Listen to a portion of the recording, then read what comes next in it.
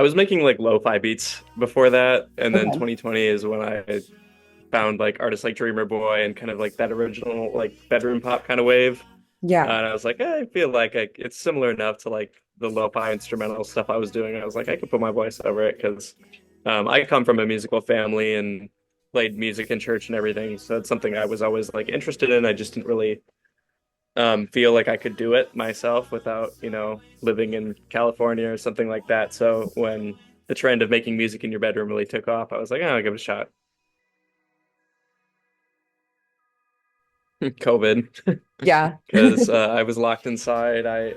We were a very strict family when it came to COVID. We weren't going outside unless absolutely necessary. And right when like I guess it would have been right when concerts started happening again, but like everybody was still in masks. I went to one of the first concerts like I wanted to go to. That wasn't me, my parents dragging me along to like a Christian music function.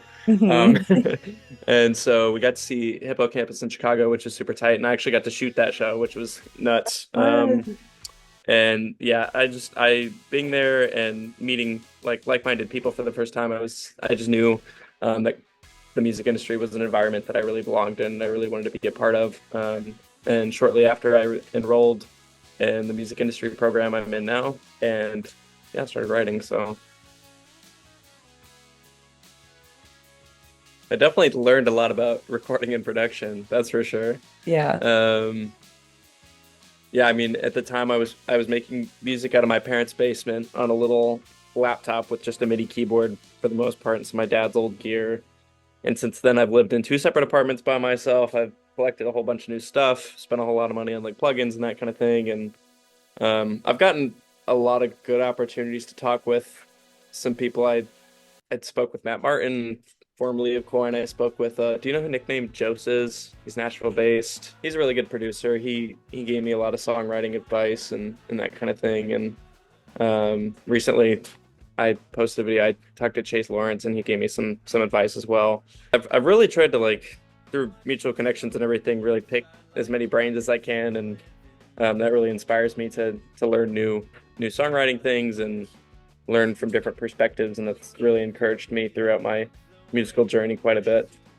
Um, and also, I mean, my education. I'm in studio classes, working in a studio every day, and um, yeah. But probably most of all, though, is probably just discovering new music. I'm really big on like making monthly playlists and kind of stalking the Spotify algorithm and learning about all these new artists who are kind of just like me, who are really just getting their feet in the door, but have some really unique ideas and sounds and things in their inventory. So it's cool to live in a monthly playlist of like 50 songs that I've never heard before from artists that have like 10,000 monthly listeners. And that's probably most inspiring to me out of anything. Yeah. Well, the creative process has definitely taken some different approaches throughout my career this far, but I would say more often than not, I always start with production.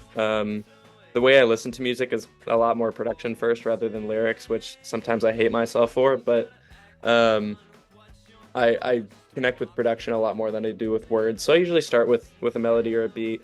Sometimes it'll start with like a splice sample, sometimes it'll start with a guitar lick. More often than not, it starts with a voice memo of me just like coming up with the chorus in my car or in the shower or something. Um, and then I kind of just take it from there. Songs usually take a while for me to make. They take kind of like a month from start to finish. Partly because I'm very meticulous with my process and very detailed, but also um, this space is not really recording space.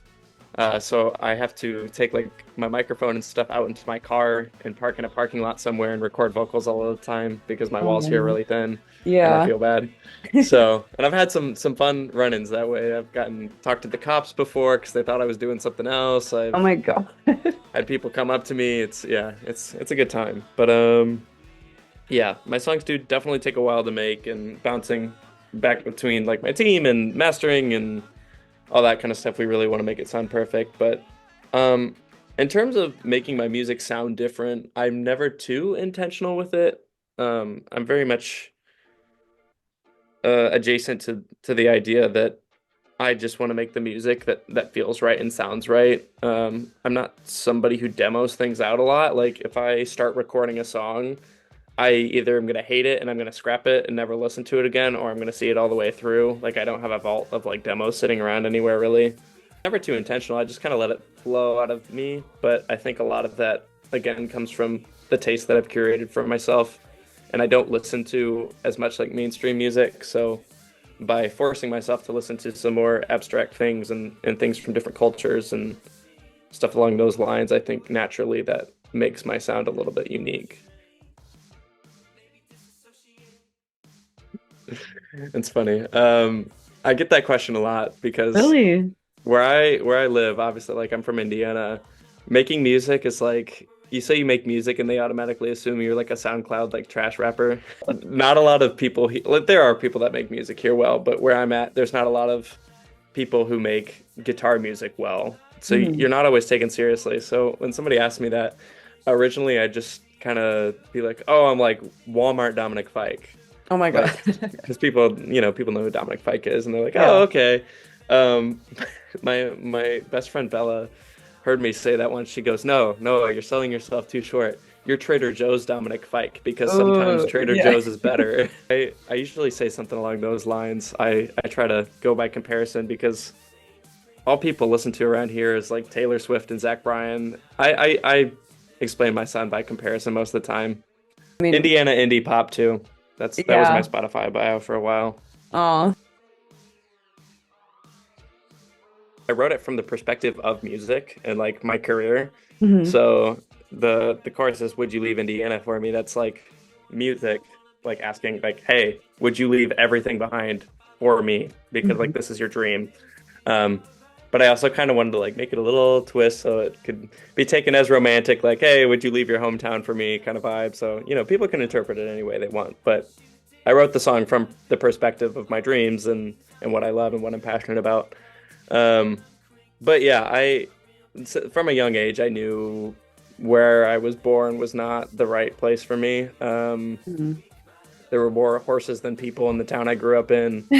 Very, very conservative, very Amish, like a Wow. lot of Okay. Amish people. Yeah. Um, and just my taste never really aligned with that. And now I live in a little bit bigger of a city, but it's still pretty Indiana. And I've always struggled to make friends. I've always struggled to make community. Um, I'm an only child, so that probably goes into part of that. But um, yeah, just my tastes have always really been very West Coast, very, very modern. And Hmm. I think I've just always known that at some point I belong in a music city, whether it's Nashville or LA or New York or anything like that. I've just never been in a place before where I felt so at home, and I tend to be a really homesick person. So to be out in LA by myself, just with some of my team and my friends, and not feel homesick at all, and just feel like I really belong is a really special feeling. And that really kind of solidified that song for me and really validated what I was writing about. So it's tough because with my music, I've always been so independent and really self-reliant on doing everything myself as much as possible, which can be a bad thing, but I also really appreciate myself for that, because I believe it's made me a very versatile creative. Um, I do like to consult. I mean, it's not a person, but my favorite albums a lot really, really do a lot for my production. And when I'm missing a link in a song or something, I will really delve into my favorite music and delve into what's happening on Spotify and all that, for some advice. But definitely my team between Kay and I don't know if you know Zane Isom. She's a good friend of mine and helps me out with Yeah. some stuff. I love bouncing stuff between them and um, bouncing stuff off of just producer friends I've made and that kind of thing. But that's a very new world for me because I only started really meeting people and working with people this year, and I've only released kind of one song this year besides my album at the beginning of the year, which was all done in 2023. So, um, yeah, bouncing mixes to people, getting input is something new and scary for me, but it's something I'm starting to do on future projects. So, Yeah, a little bit. I definitely struggled with TikTok for a long time, and I think it's something I'm still working through Hmm. just because I would do a lot of the things that seem to work for people, and I just wouldn't receive the same traction, um, which is kind of my own fault because anytime you're copying somebody, you're not, it's not original. You're not gonna get the same results. But I Hmm. had beef with Malcolm Todd for a while because Oh my I God. I, I found him early on. And I was just doing exactly what he did, and he's playing Lala, and I'm still here. But I've tried a lot of things. I've made spam accounts. I've made Mhm. bot accounts and commented on things before. But yeah, it's definitely a process. I do struggle because in my own, I do all my own design and everything too. I really like the visual aesthetics I can pull out of my bag, but at the same time, as soon as I finish something, I'm like, oh, that looks like a derivative of this, even though I didn't intend it to be. Mhm. Um, and so that can definitely be frustrating. So I think I'm learning how to be a little bit more original and a little bit more creative, because I think the best artists of our generation are those who are just pioneers who are doing things that nobody's ever done before, and that's definitely a daily goal. So, um, yeah, I don't know. I would love to collaborate with some more visual artists and creative directors and things along those lines. It's just, again, coming back to the idea of taking my hands off the reins a little bit. So, I think what sticked most for my brand is kind of getting how do I word this? Making friends with like stan fan bases of other bands. Yes. Like Yeah, a that's good huge. chunk of my band is all like Hippocampus Twitter. A good chunk of my like fan base is all like Coin Twitter and just going to concerts and making friends in line. Like that has done more for me than probably anything else. And those people are so loyal. A whole lot of Fiverr. I do a whole lot of work on Fiverr. That's a palate cleanser for Really? me. Yeah, make a little side money. I love video games. I'm a little bit of a nerd. Like old video games. I love tinkering, building things, little projects. Hmm. Some of the jewelry I made. I'm Oh, a very sick. like crafty, hands-on person. Um, I love spending time with my friends and making videos and going out and about and being obnoxious. Really big on podcasts. I love Mm, podcasts. Emergency Intercom, that's my dude. favorite right now. I also love to travel. I love to thrift. Go thrifting 2 or 3 times a week. So starting to get into like vintage reselling, that's kind of my thing, but I feel like that's a cliche for a lot of indie pop artists. So, ooh, I'm kind of terrified. Really? The last show I played was to like 30 people, my ex-girlfriend and my parents in this little shitty bar, that was not fun.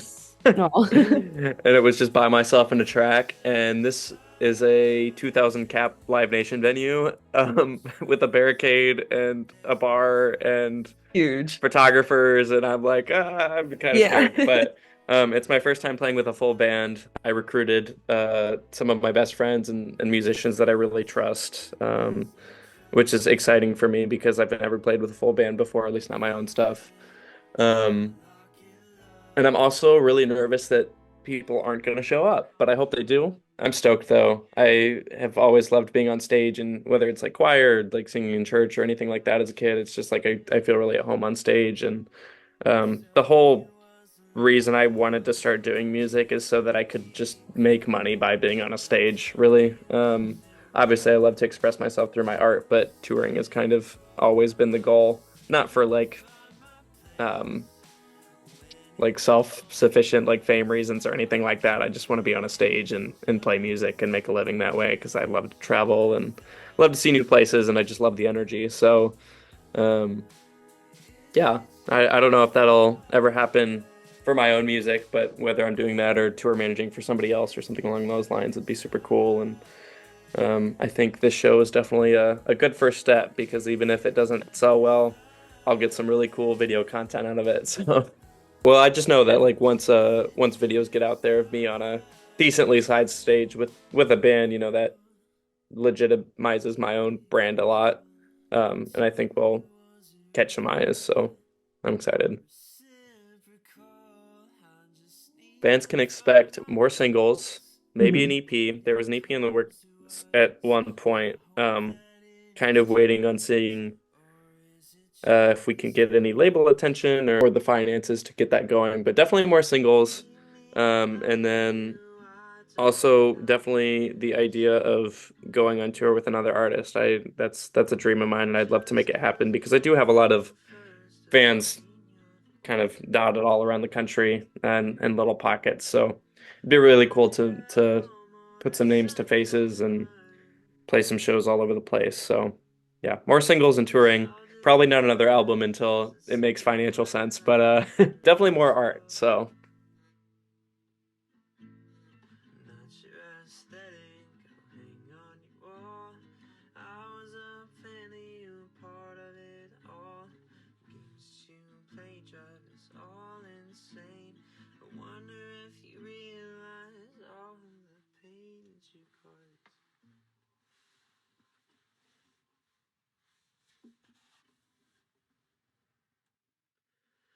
Don't chase heroes, they don't want you at all. Love one is single but never stand tall. Hate all your features, the feelings of it all. And now I have to call that you're a person at all. I long for my child to come out and play. The masculine tendencies can get in the way. Manipulation.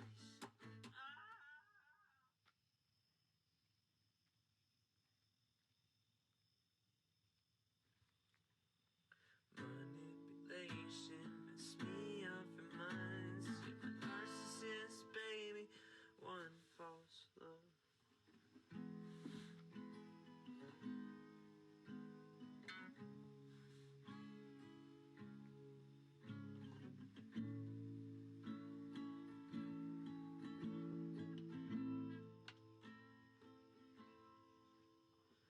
Don't chase heroes, they don't want you at all. Love one is hung on but never stand tall. Distance between us left us hurt for months. I'm sorry, baby, I'm not your love.